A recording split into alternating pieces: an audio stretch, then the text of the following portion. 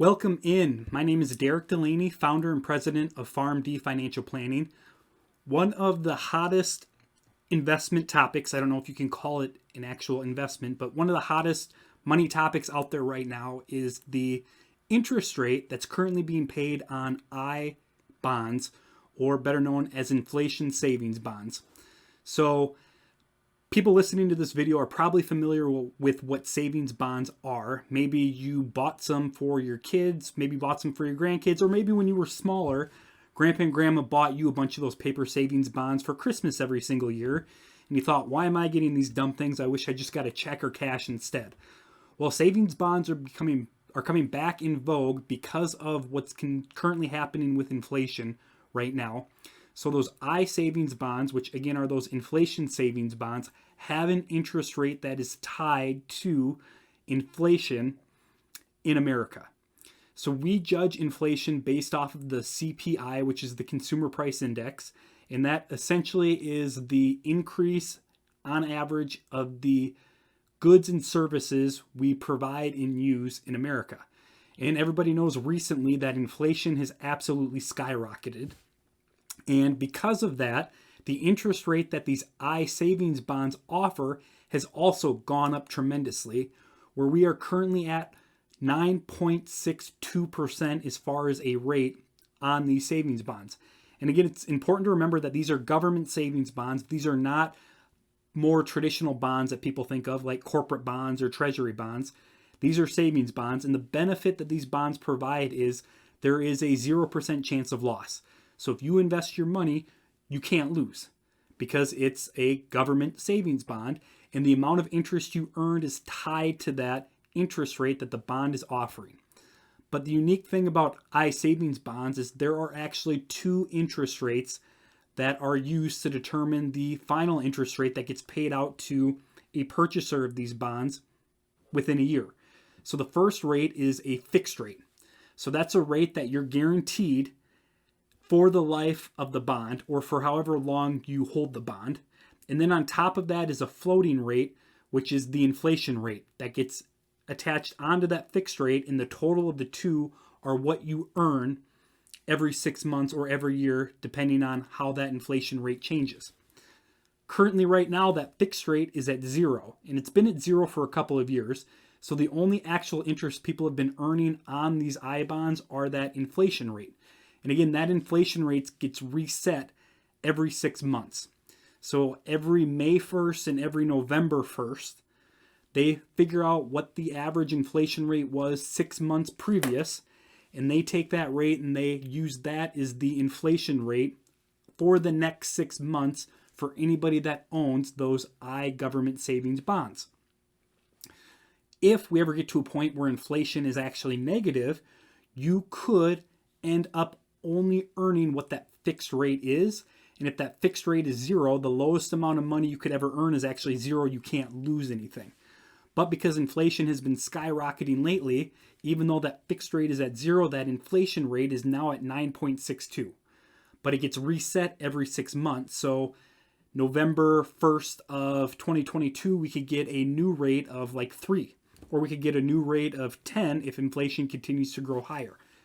A lot of people think inflation could peak this summer, so that may change what rates are being offered come November 1st. So it's important to know that even though that 9.62% is the rate that's being offered, that is annualized, meaning you have to cut that in half to determine what you're guaranteed to earn over the next 6 months or over the next 3 to 4 to 5 months if you buy a I savings bond closer to that November 1st date. But the important thing is you can't lose money if you invest money into an I savings bond. You can't actually lose it unless you pull it out of that bond within the first 12 months. And that's another important point that I want to cover, that you cannot redeem your savings bond, your I savings bond, for the first 12 months. It's basically illiquid. If you need this money at any point or anticipate needing this money at any point over the next 12 months, if you make an investment into an I savings bond, plan on not needing that money for 12 months because you can't get your hands on it. After 1 year, you're able to pull money out. And if you pull money out between years 1 and 5 of owning that I savings bond, you only lose out on the last 3 months worth of interest, which in my opinion is a pretty good deal. That's not too steep of a penalty. And if you hold the bond for over 5 years, all the money becomes completely liquid without zero penalty, or with zero penalty of pulling that money out. So I-bonds, you want to make sure you're able to have the money invested at least for 1 year. The longer, the better. Now, there is a limit for how long you can own I-bonds. Well, not technically a limit, but there is a limit on how long they actually accrue interest, and that's 30 years. So if you own an I-bond for over 30 years, at that 30-year mark, it's going to stop paying you interest. And at that point, you might as well just take it out and move it somewhere else where it's actually going to pay you money. Most people don't technically get to that point. Another interesting thing is this piques a lot of people's interest because I-bonds are paying such a great interest rate. Well, how much money can I put into I-bonds? And the answer to that is, well, you can put up to $10,000 in any calendar year per person.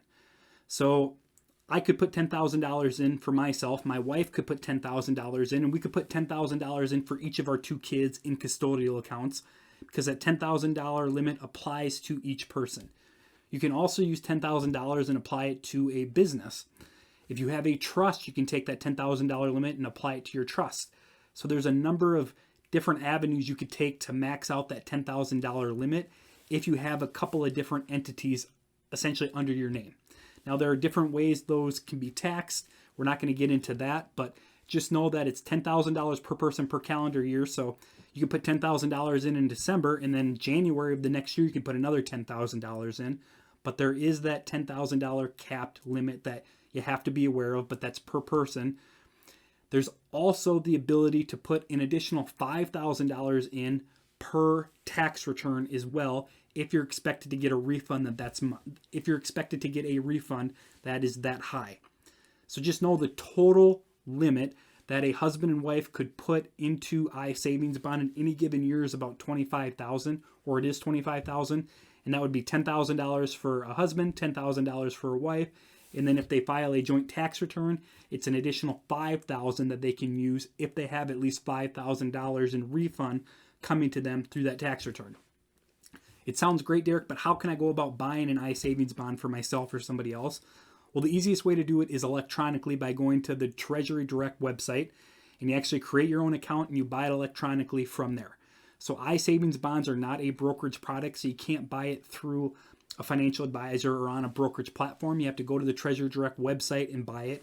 And if you buy it on there, you'll buy it electronically. Now, there is a way where you can actually buy physical savings bonds where you get the actual certificate, and that is if you buy it through the refund of your tax return. Most people don't do that. Most people end up just going to the Treasury Direct website, creating their own little account and buying it electronically.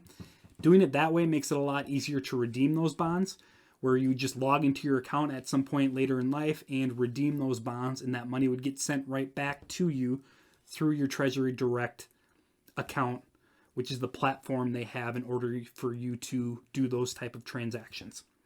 So iSavings bonds are great. Just know that there's a fixed rate and there's an inflation rate.